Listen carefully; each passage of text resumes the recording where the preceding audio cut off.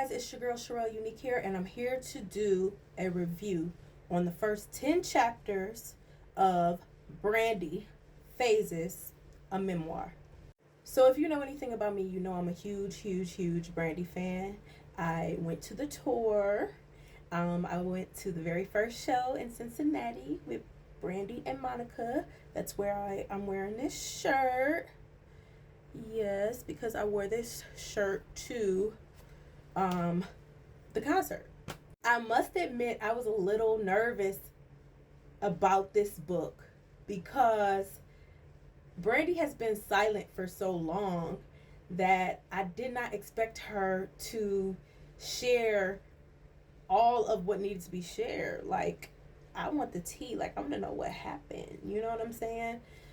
But we are in an era of, like, pay me for my pain.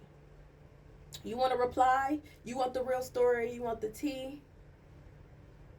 You're going to get my response, but you're going to pay me for it. So I pre-ordered the audiobook. I'm an audiobook girly now because I am so busy. I'm on the go. And I like to just have it playing in the background while I'm doing other things. The book dropped today.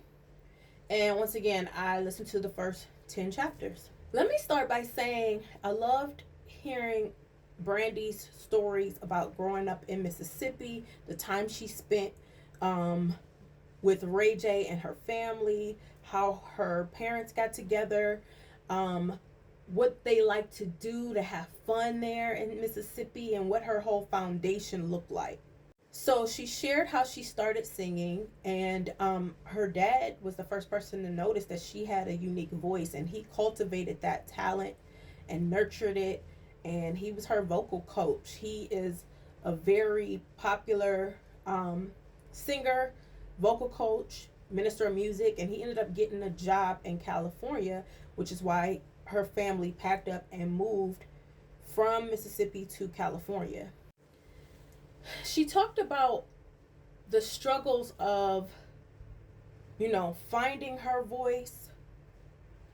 The singing part was a gift that came easy. Her dad put her in spaces to even be a choir director or assist with that when she was young, but also finding her speaking voice and her confidence and self-esteem. I noticed the pattern of times that she would speak up for herself or defend herself. A lot of times it went left.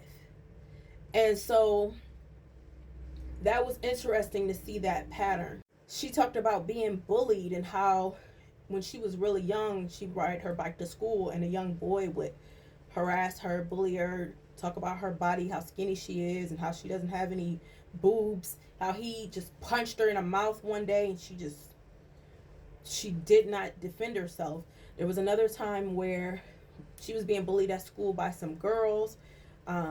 They were calling her ET because her eyes are spread out far apart, to the point where Brandy went home and prayed that girl would leave, on that, this bullying would end, that girl would leave and she would not have to deal with her.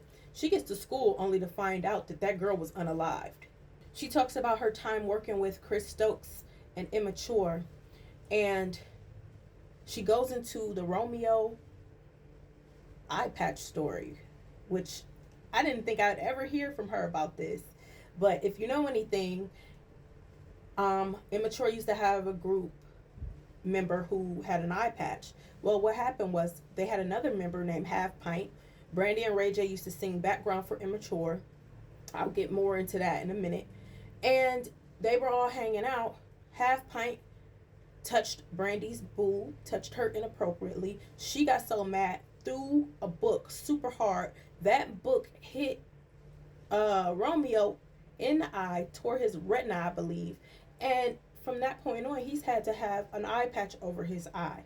Now, Brandy met Chris Stokes because she would do local talent shows and whatnot, and Immature ended up winning one of the talent shows, and they were working with Chris Stokes.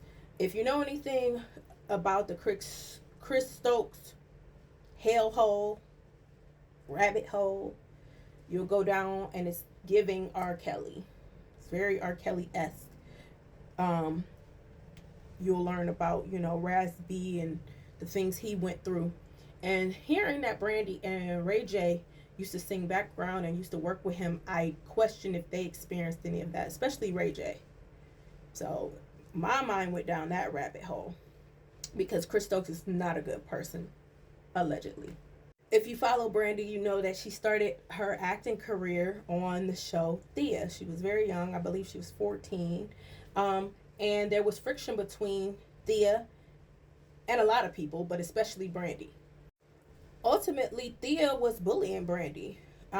Brandy told a story of starting her cycle for the first time on Thea's show in front of the audience. I know that was devastating. And Thea decides to make jokes about it in front of the audience, publicly.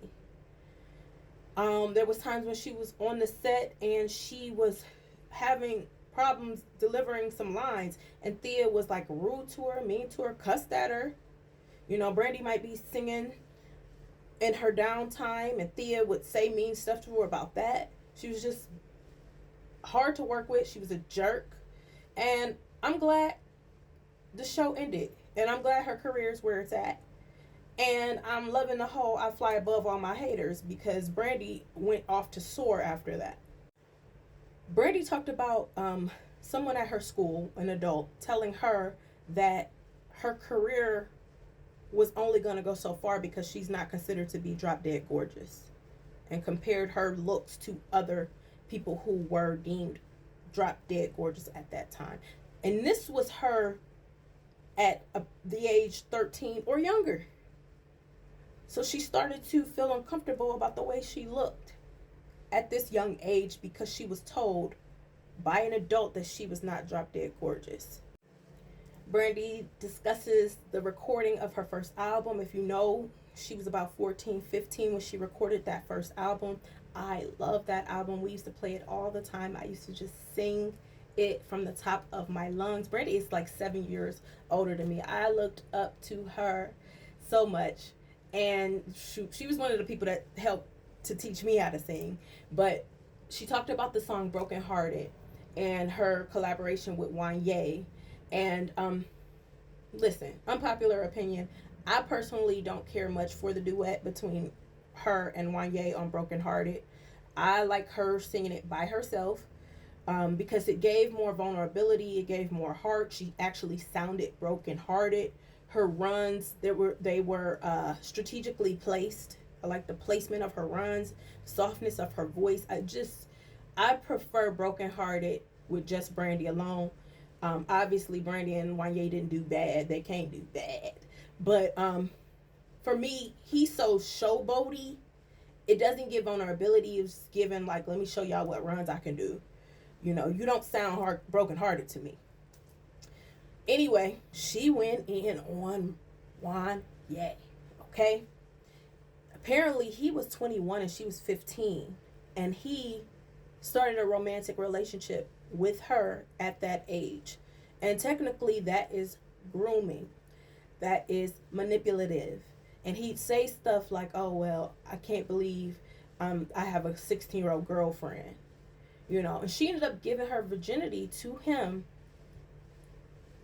thinking she's pleasing him, thinking that they're in love, but really it was manipulation because he was cheating on her the whole time. He made her call him with the beeper, so he controlled when he would speak to her.